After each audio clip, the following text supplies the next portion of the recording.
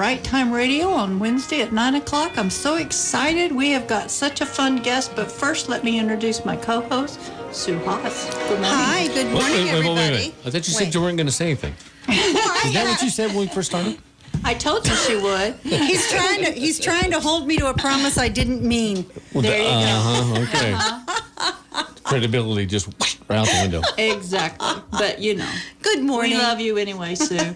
All right. In our studio today, we have someone we absolutely love having in our studio, and her name is Tracy Beach. Welcome back. Hi. Hi. Tracy is, I bet you are so fun at parties. She has a plethora of information on weird and unusual.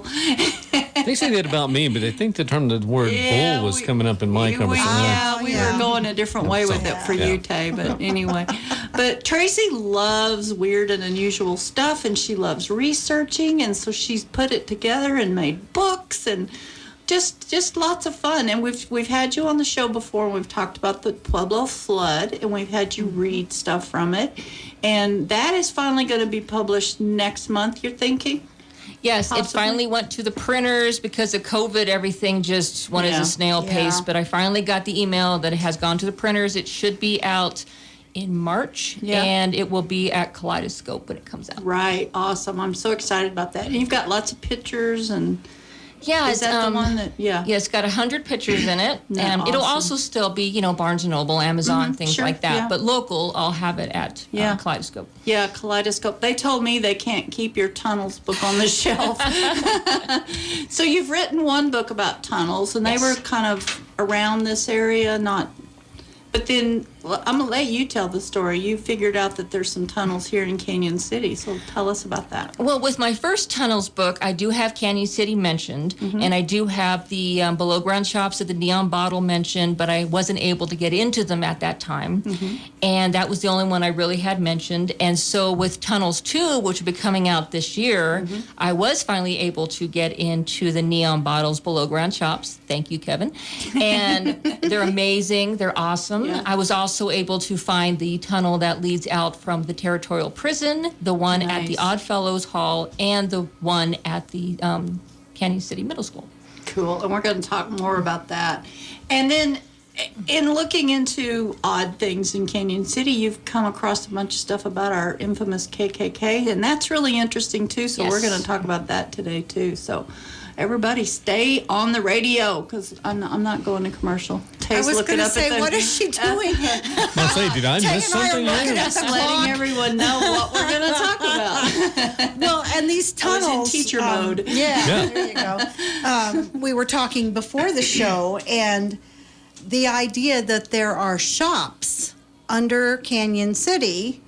Yeah, and like a subway. tunnels, and tunnels under Cañon City, and that is just absolutely fascinating to me. Actually, there is no tunnels under Cañon City. Oh, no tunnels under Cañon City? No, there's below ground shops, one of which is, there's also 4 below ground shops underneath the St. Cloud, but they have not yet excavated them all.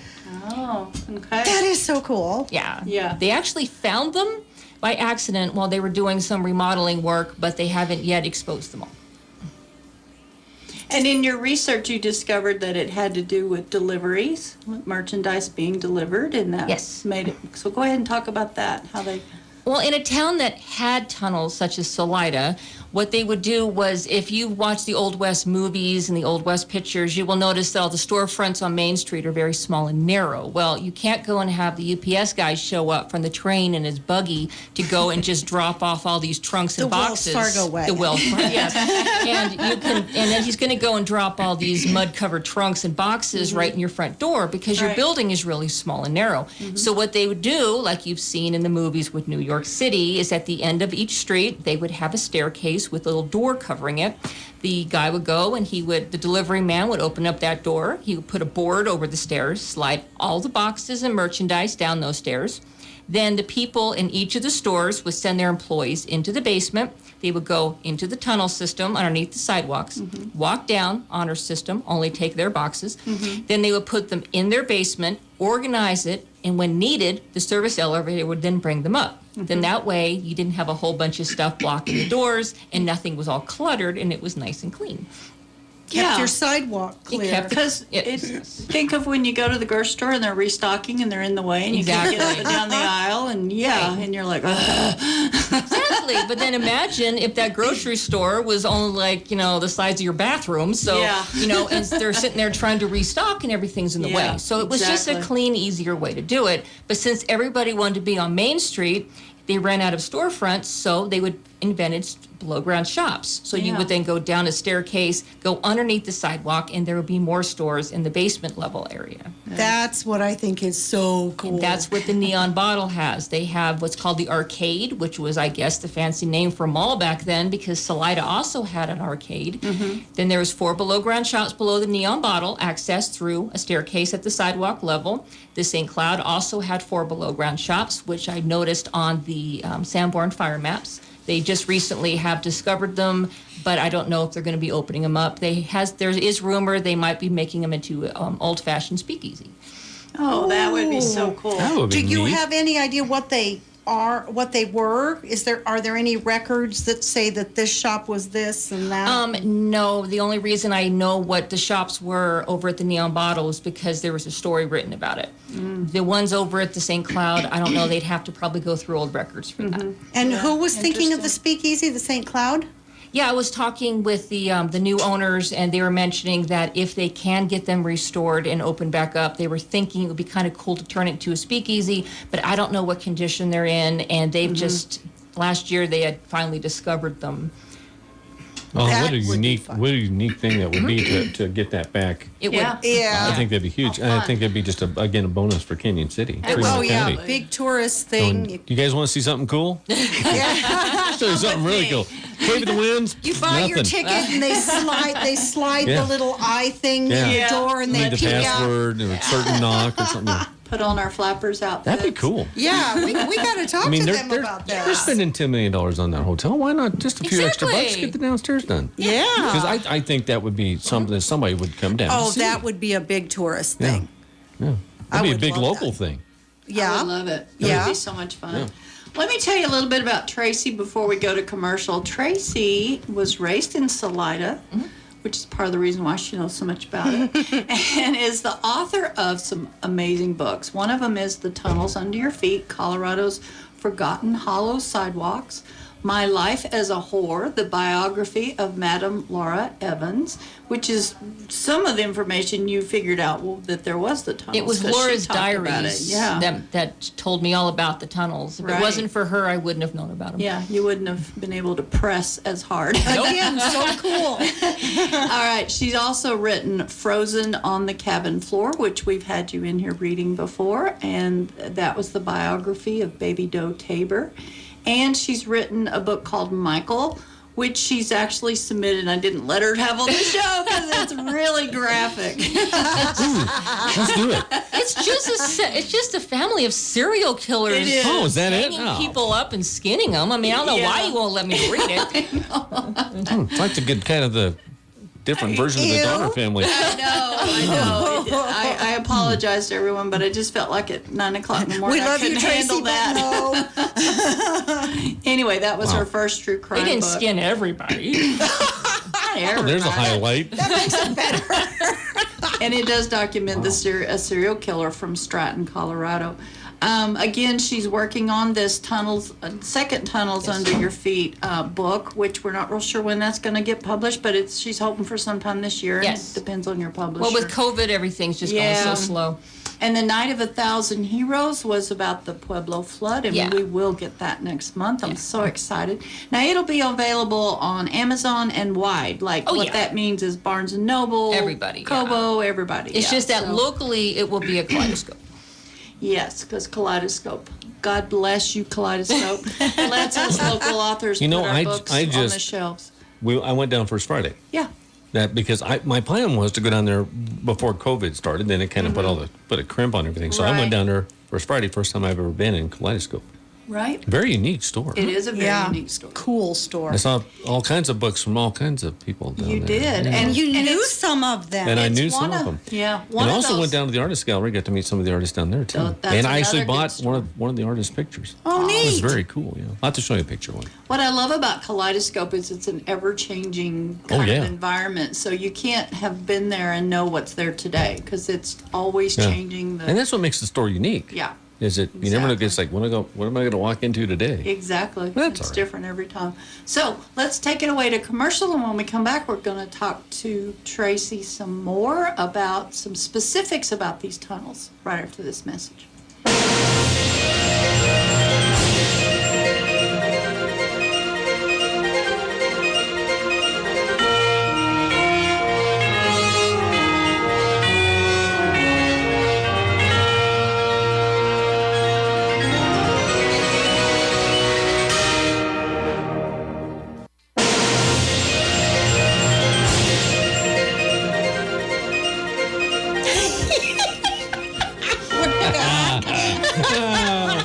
We're back with Right Time Radio and Tracy Beach, Jay Jeffers, Lynn Donovan, and me, Sue. And you, Sue.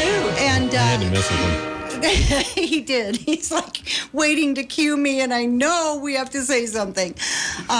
So Tracy is here, and today she's talking about tunnels. And I like what she was telling us about why she does this. So take it away. Well, the one thing I always try to do is when I'm writing about the tunnels underneath the streets all around the state of Colorado is I want to prove or disprove rumors. Because when people learn about tunnels and they don't understand them, rumors start spreading. And so it's like when I wrote my first book, there was a big rumor that there was a bootleg tunnel that went all the way from Aguilar down to Trinidad. Whoa. Just so that somebody could drive a pickup truck through this tunnel 30, 40 miles underneath the ground to go and bring some bootleg booze. Sorry. I keep telling her not to bring that phone in here. Oh, so am I going to take pictures for the website? Sorry. So go I ahead. just like to prove or disprove different rumors so that people can get the true story. But when it comes to the Canyon City Middle School, which is on Main Street, yes, the KKK was involved, and I was able to find some pretty interesting stories that were tucked away in little archives that I think you're going to enjoy. Oh, very cool. Please do share that with us. Okay, so I'm going to read you my Canyon City Middle School's chapter. Okay. The beautiful stone school that sits at 1215 Main Street has had a rumor swirling around its walls since it opened in 1925, and I'm here to tell you that some of those stories are true. In 1924, Canyon City was facing an overcrowding problem at their two high schools that had become so bad that students were overflowing into the hallways and even into the principal's office. So it decided that a new, larger high school was desperately needed. Unfortunately, in order for a new school to be built, voters had to approve the $200,000 bond that would be needed to fund the new school, and nobody supported that bond more than the local order of the Ku Klux Klan. Canyon City held their Klan initiation night at the local swimming pool on January 26, 1924, and as the Grand Dragon welcomed its newest members, 5 crosses burned around the city for almost an hour to help solidify the creation of Canyon City Klan number 21.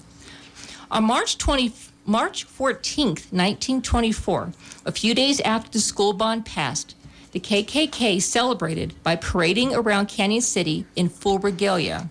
Walking down Main Street, 267 Klansmen from not only Canyon City, but Florence, Salida, and the local coal camps headed towards the old high school at 9th Street and College with their hoods pulled down over their faces, creating the appearance of a gathering of ghosts.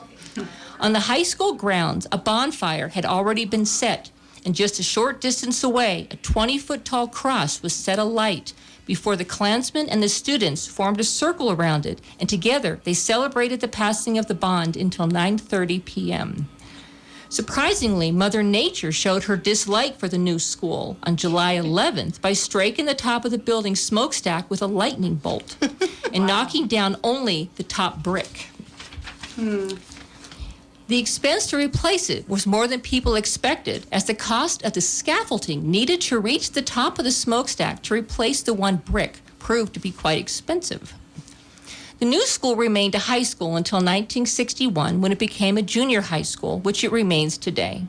In March 2019, Cañon City decided to remodel the historic school and add a new addition, which caused quite a stir in regard to the stories of the KKK and the role they played in the creation of the building. One of those stories revolves around the tunnels that were rumored to have led from the school to the KKK headquarters on Main Street, which is what I was interested in discovering. And yes, I found the tunnels, but no, they were not used by the Ku Klux Klan. The school used a boiler to heat the large 3-story tall building, and with a boiler comes steam tunnels, which is what the school had.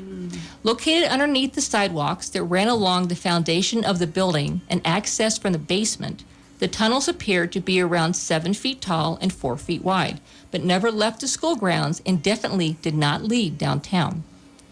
Another rumor that was quite popular was the story of a secret room behind the boys' locker room inside the gymnasium.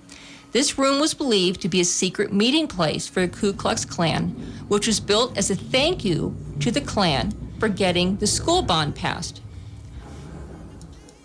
The stories mentioned a room full of Ku Klux Klan uniforms, books, and artifacts, and not surprisingly, this was one of the first rooms demolished during the remodel. I was lucky enough to be able to interview a few of the men on the construction crew, and they were not shy about their disappointment. We all went to school here and heard the stories. When we found out that we would be demolishing the locker rooms, we talked about all the cool Ku Klux Klan stuff we might find behind the walls. But when we tore out the lockers and ripped out the wall behind it, there wasn't a room. There was nothing. We have torn apart everything in this building and have never found a thing. Oh, wow. That is so cool, though. And how fun to be on that crew, right? Well, and I can imagine, being the kids and going, oh, yeah, this is my school, and do you know about that room? And that would just be so cool. And then to be a grown-up and, like so many things happen when we're grown-ups that all our little fantasies and everything, we grow up and we don't have them anymore. And, no room behind the locker room. Nope. Well, Tracy, when you were looking into the tunnels that are here in Cañon City, you found some at the Strathmore Hotel, right? Which is where Neon Bottle is. Well, the Strathmore has 4 below-ground shops, which were accessed from a staircase at the sidewalk. Okay. And I found one tunnel that crossed over to Main Street, which is sealed up, and that is the one tunnel in Cañon City. Everything else is below-ground shops. Okay, and then there's one at the prison? Yes, there's... You said actually a ditch? Go ahead. I won't tell your story. So a lot of people come to my book presentations and ask about the tunnel that led out from the territorial prison. Well, there is tunnels within the prison walls. I was able to access a map that they are allowing me to use, a very old historic map.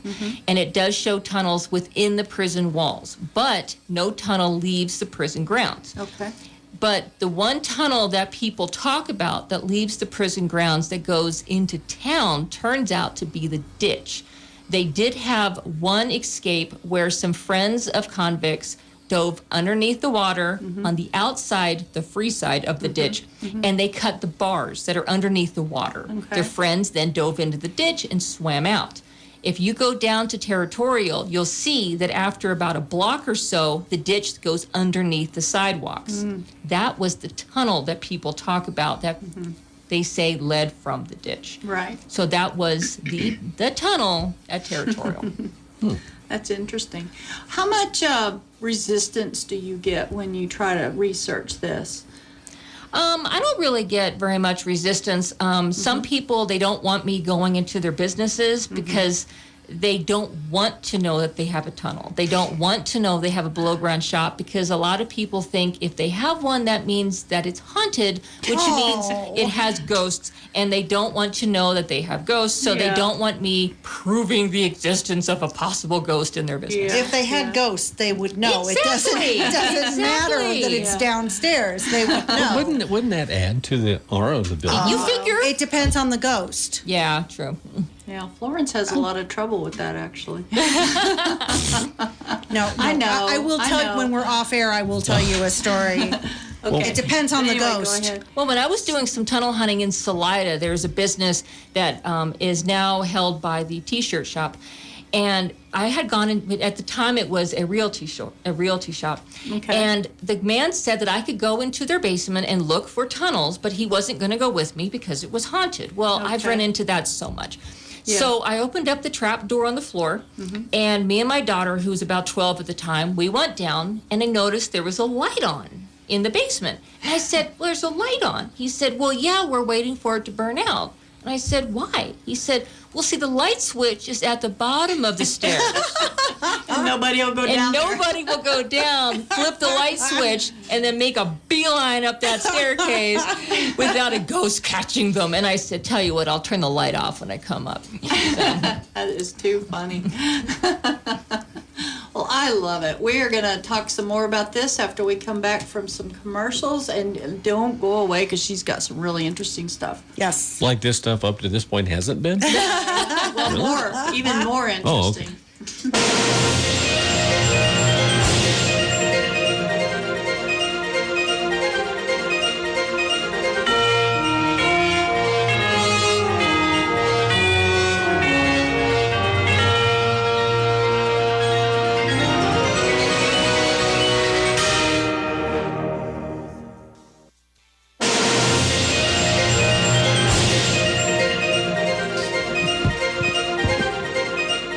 All right, we are back with Right Time Radio and Tracy Beach and her fascinating stories about tunnels under your feet. I think is that going to be the title of this Oh, second yeah, it'll book, just too? be volume 2.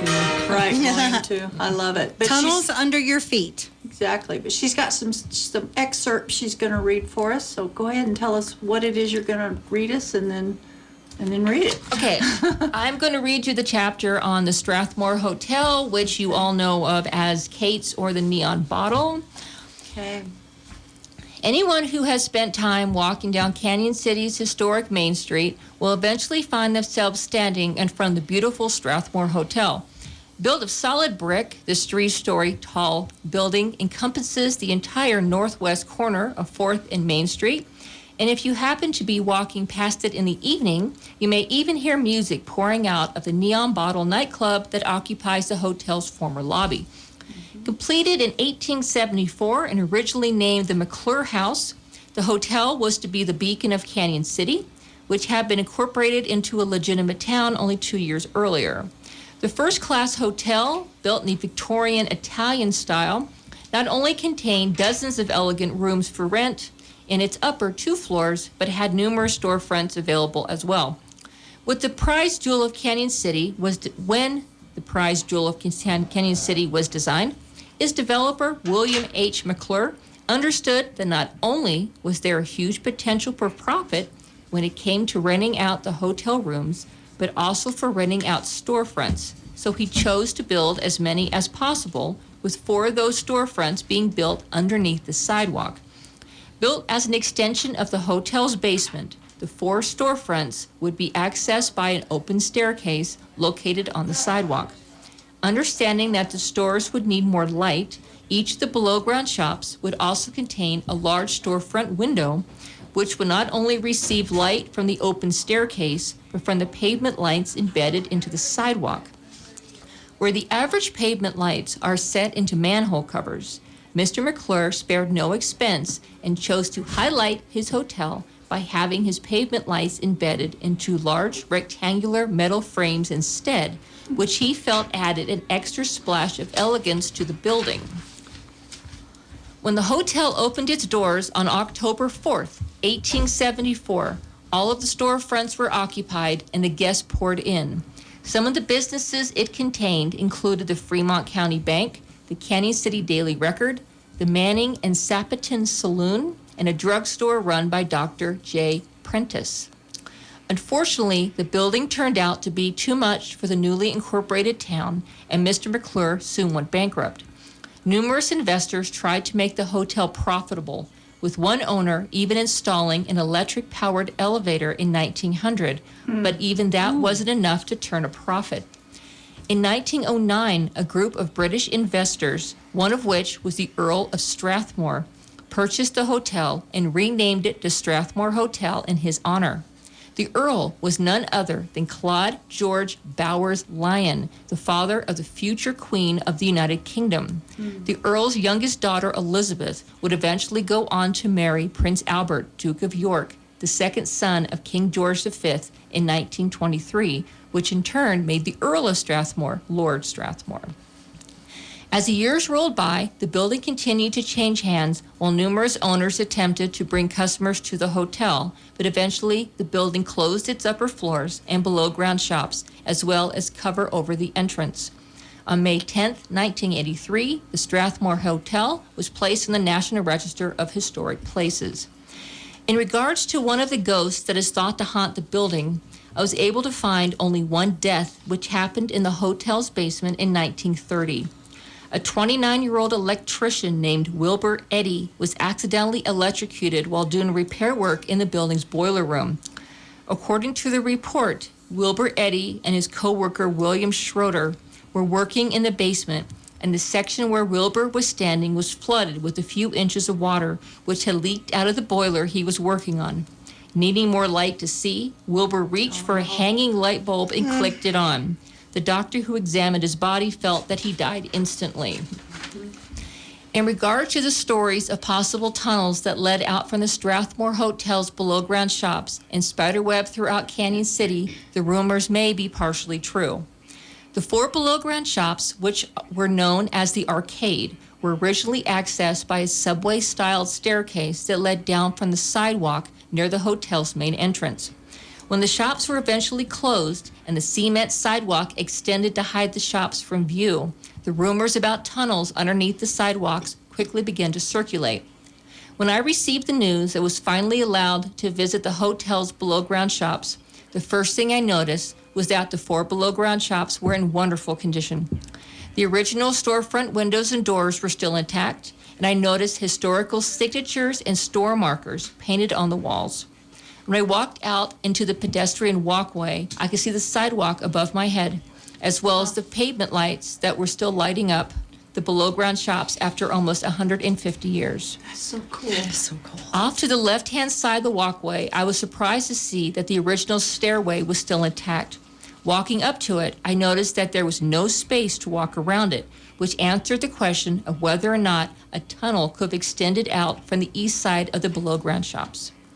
As I headed towards the opposite end of the walkway, I counted the curious-looking sealed area which our local museum had listed as a possible shoe shine booth in the photo they had taken of it back in the 1980s. Inspecting the possible booth, I quickly realized that it was definitely tall enough and deep enough to hold a typical shoe shine booth. And it was also near the below-ground shop that had contained a shoe shop, but it still seemed quite unlikely. When the hotel's below-ground shops were first constructed in 1874, shoe polish as we know it today was still 32 years away from being invented, as Kiwi wouldn't begin producing their shoe polish until 1906. But back when I was working on my first book of Colorado's Forgotten Hollow Sidewalks, I interviewed an elderly man named Joe who told me he had personally seen that tunnel that went out from this exact spot back in 1940. Joe's father-in-law, a man named George Batchelor, had told him the story of remodeling a former grocery store in 1923, which was directly across the street from the Strathmore Hotel in the basement. The owner had showed him an open tunnel that went underneath Main Street and directly into the area that held the Strathmore's below-ground shops. The tunnel, he explained, had been used to deliver food and supplies to the hotel's restaurant at all hours, but was now abandoned. Around 1940, after Joe married Mr. Batchelor's daughter, he helped his father-in-law seal up the tunnel entrance in the former grocery store side, as the owners wanted to remodel the basement. This is when Joe saw the tunnel for himself. The building Joe talked about was located at 322 Main Street and was built in 1878. Now, this is still 4 years after the Strathmore Hotel was built, but in 1881, the local newspaper reported that the hotel was doing excavating underneath the sidewalk in order to build a kitchen for their restaurant, so the tunnel to the grocery store could have been built at that time. As I continued investigating the Strathmore's below-ground shops, I proceeded down the pedestrian walkway, past the sealed-up tunnel entrance, and when I came to the last shop, I saw a sealed-up wall. In my experience researching below-ground shops, I inspected the wall and noticed that it was made of stacked bricks and not the stone that the original walls were constructed of.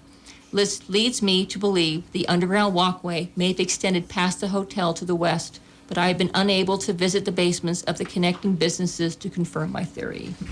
Wow. How can we get her down there?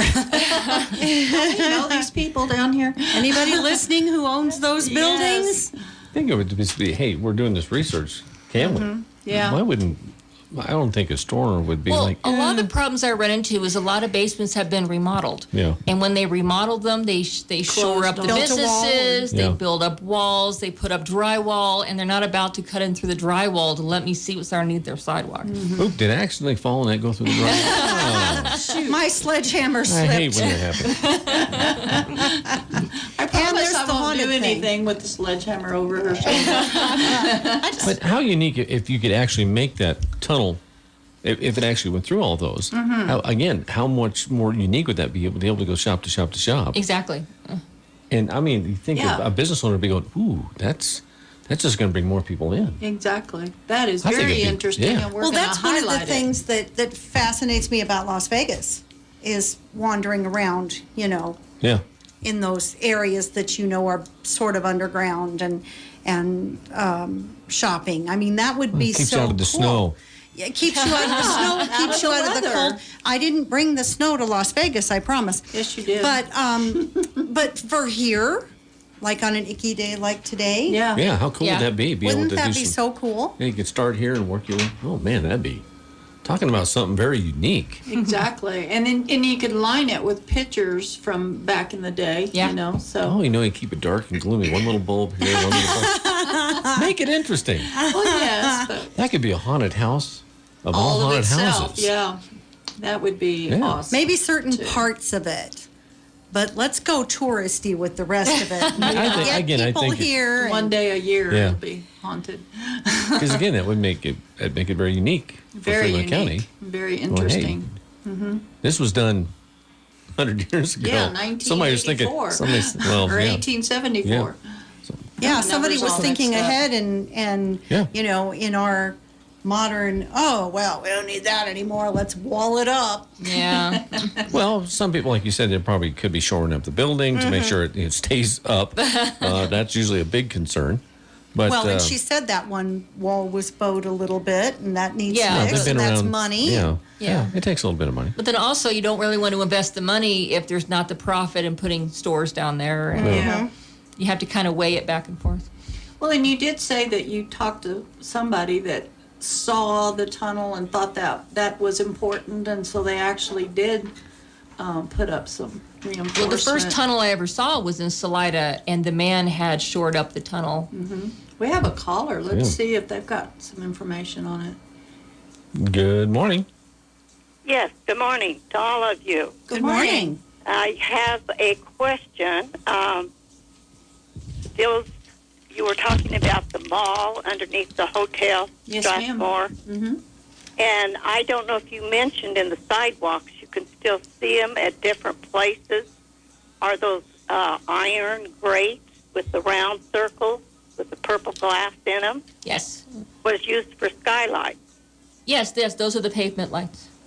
Right. I didn't know if you had mentioned those. Yes, we did. And how did you know that?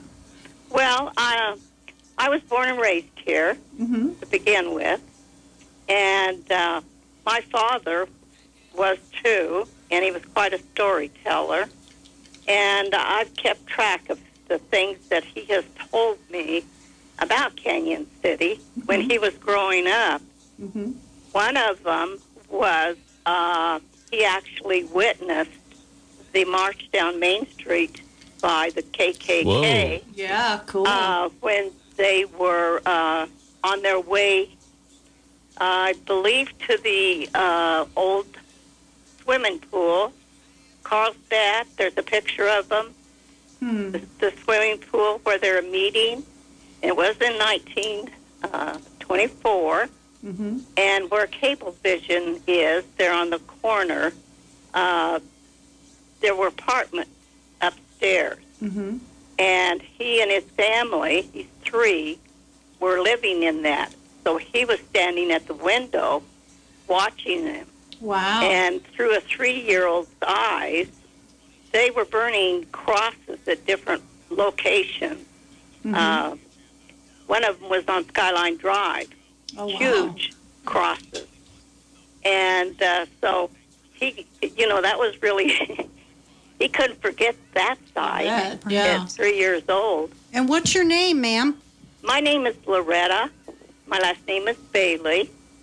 And I write historical blogs for our local museum and do a lot of research, but have a lot of memories because I'm like the 4th or 5th generation that lived here. And so I'm a family genealogist. I keep a lot of records, I and my daughter. So I've got a lot of knowledge about Cañon City. Awesome. And I've also, I got a book that I wrote about the real California girls and their Vista Lodge that was in the Roe Gorge Park in the 1920s when all the clans and all the roaring things that was going on, Prohibition. Yeah. They had built a rock lodge at the top of, on the north rim of the Roe Gorge. And it's crumbling now, but I've done a lot of research on it. That's fascinating. We're going to have you on the show. Well, we could talk about that. I'd be glad to. Okay. We will definitely get a hold of you. We got a break for commercial, but stay on the line and we'll get your information while we're at commercial. All right. Thank you. I'll be back right after these messages.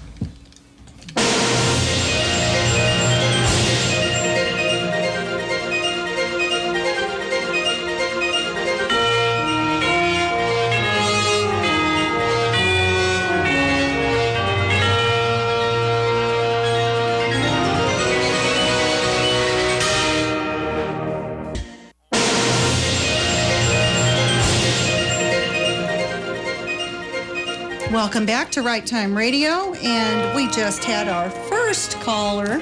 We did. Our And first we're call in. excited about that, and we want Thank you to you, know that, Loretta. yes, you can call and you can ask us questions and you can tell us things that you know, and we would love to hear from you, and thank you, Loretta. Yeah. And it turns out Tracy knows Loretta about Loretta. Yes. So from some of the author get-togethers. Yes. Yes. Very cool. She had this beautiful diorama that she had made out of stone to showcase that building. That is so neat. All right, you've got one more I want you to read, and it's about... Actually, let's read about the UFOs. You do that. You do Yeah, that. let's do That's UFOs. good. Okay, the one thing I like to do when I'm doing with my tunnel book is that each city and town is organized by, the city and town's name. And then I like to include interesting information about that town, something I find interesting, which is why the Fort Collins chapter is so short, because Fort Collins is really boring. But It's okay. They can't hear the show, so Yeah, we're but I good. love you, Fort Collins. We're okay. the only thing interesting about Fort Collins was that the main street at Disneyland was actually patterned after the main street of Fort Collins, because one of the designers was originally from Fort Collins. Oh, well, and that him is and Walt interesting. Disney That is combined cool. their two childhood towns together to invent Main Cool. Street in Disneyland. that Besides is- that, nothing that's else. So in my first book on tunnels underneath our feet, I do have Cañon City mentioned, but I didn't want to repeat the exact same history, of course, because that's boring. So what I did was, down at the museum, they had a folder of interesting, weird stuff about Cañon, which caught my attention. So I discovered that Cañon City has had UFO sightings. So I'm going to read to you my new version of the Cañon City introduction page for my upcoming Tunnels 2 book. Originally, Cañon City. Originally founded as a natural thoroughfare for gold seekers in 1859, the city found itself becoming a popular film location for westerns only 50 years later, with stars such as Tom Mix and John Wayne, only to eventually be known as Prison Valley due to the 13 prisons it contains.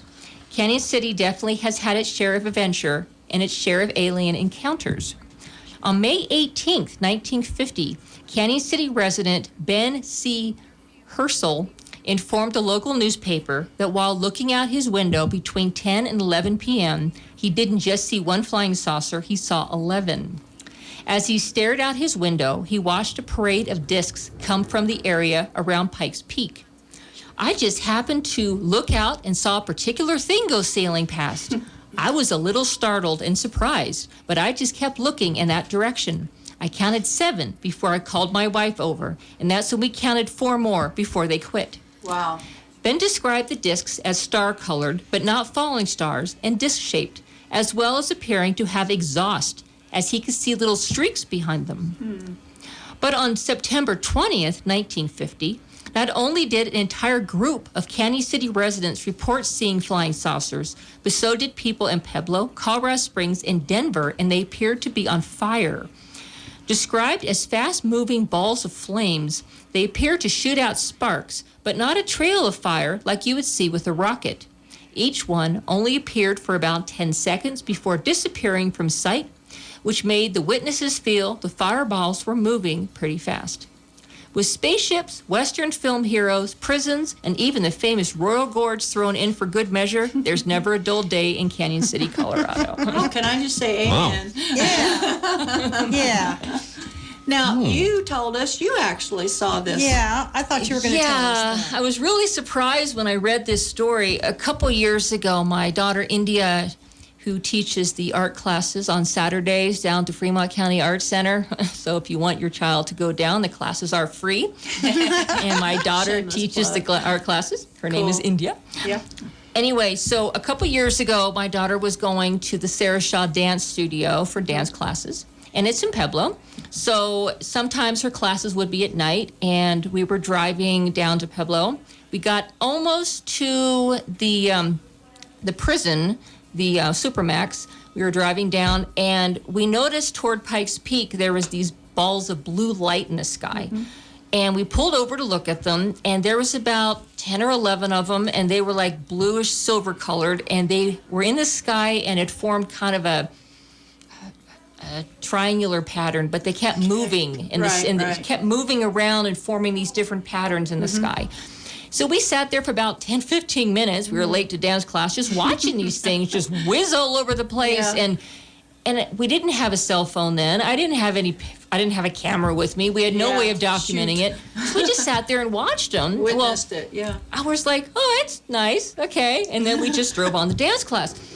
And then I pull up this story at the museum of a man that saw almost the exact same thing in the direction of Pikes Peak, like what we noticed, and they almost Same matched color. it exactly. Yeah. And I was like, wow, look at that. That's pretty cool. Now, have you had anything like that since that you're aware of? I haven't seen anything. Do they only come like every 50 years or something? I mean, that's Maybe. that's interesting that nobody's in between. Well, I figured it had something to do with, Colorado Springs and everything has, you have the Air Force, you got the Army and everything. I figured kinds it of was things up something to there. do with Right, that. right. But then reading this story from 1950, 1950, and it was the exactly. exact same thing, kind of got me interested. Huh. Well, Carrie Jacobs told me that there's a 1-800 number. It's in this next office from our studio. That if you have a sighting of a UFO, you're supposed to call because this is supposed to be a really hot spot. So, It's right here. You know. I haven't seen one. Well, I guess the No, hot I spot haven't is either. to I look and I haven't pull seen over right before the prison. yeah, there you go. There you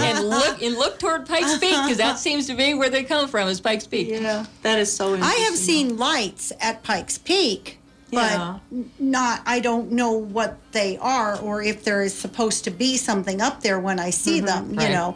But I'll call the kids out and say, well, look at the peak tonight. There's Yeah. weird stuff going on. But I would have assumed it was the Air Force or something. yeah, or some or a celebration drone or something I didn't know about. Yeah, they didn't have drones No. back in the day. No, Right. that's why So- it confirms. Blue disc domes, yeah. Drones. Yeah, because I don't think NORAD was around in 1950. No, so yeah, so it confirms what you saw. I think that's really fascinating. Found that kind of weird. So much fun. Well, we've just got a few minutes left. I have to ask you, the last time you were on the show, you were telling us how you were designing the queue for the haunted house or the haunted abbey. How did that go? Oh, it turned out great. We got the queue line over at the Abbey Haunted House. We got all the different I made mannequins. I painted interesting, weird, strange, haunted history up on the walls. People really, really loved it. Did they? Yeah. Yeah, and boy, do they make a mess with the popcorn. Oh, my God. I hate popcorn. I would go and serve popcorn, and people would buy popcorn, and then the next day I'd have to go like 2 hours early with my shop vac and clean everything. Yeah. Oh, jeez. It's the same way at the Rialto. I'm like, please don't serve popcorn. What you need to do is have that at the end of the show. If you still have an this. appetite, here you go. Yeah, there you go. I put a trash can in each room, and there was still popcorn all over the carpet. You know, I don't know what it is about popcorn, though, because I'll sit in my chair, at home and watch a movie, and that's my treat is, popcorn and pop. And I'll get up and I'll go, okay, I'm covered in popcorn. I keep missing my mouth, which don't you say anything. I wasn't going to say a word. I thought it was an excellent idea that you came up with to do all this historical. Well, I wanted to turn it into a haunted museum, and I'm gonna be changing it up a little because there was a couple things I noticed that I would listen to people because I was in the concessions and it's open on both sides, and I could hear people sit there go, oh, that's stupid, or that looks like a whatever, and I'm like making mental note, okay, changing that for next year. And this was your first time. It was my first time doing it. So and it was an auditorium. It was an auditorium, just like the Ripley's Museum. So we're going to be doing some changes. We're going to be doing the pumpkin head in one of the rooms. He's going to be reaching a large hand out to grab people. Okay. I'm going to be doing some sirens. Oh, nice. And I'm going to be doing a clown room that's complete, because I discovered really quick, people didn't even want to come into the queue line because I had clowns in the first room, and I would have to motion for them to come in, and they're like, there's clowns.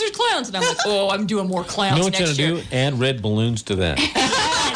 I'm going to do an entire clown room, but it's going to be in the middle of it, so they have nowhere to go. They have to go through it. Yeah. It would be a really good idea, Tay. Well, and when you were talking about it before, I said, that's the coolest haunted house in Colorado. I want to go. And then she says, we have this thing about we want to make people cry and pee. And that makes a good haunted house. I'm not going. They give awards at the end. If you can make someone pee themselves in your haunted house, you've done a good job. Exactly. You've done a good job, yes. Yeah.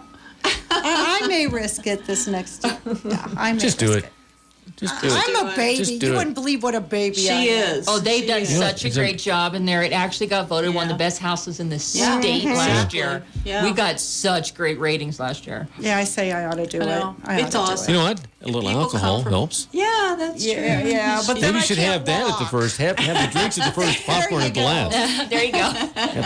Here's your incentive to go in. Here's your incentive to get out. Yeah. I think it works. Tay has the best ideas. That's why they pay me the big bucks. That's true. All right. Well, thank you so much for being here, Tracy. We love having you. We can't wait till you have something else to show us.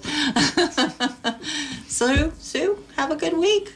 Been good seeing you too. Yeah, it's a busy week. I got stuff going on all day today. I'm excited. Awesome. We are Royal Gorge Broadcasting, AM 1400 KRLN, Cañon City, Florence, and Penrose.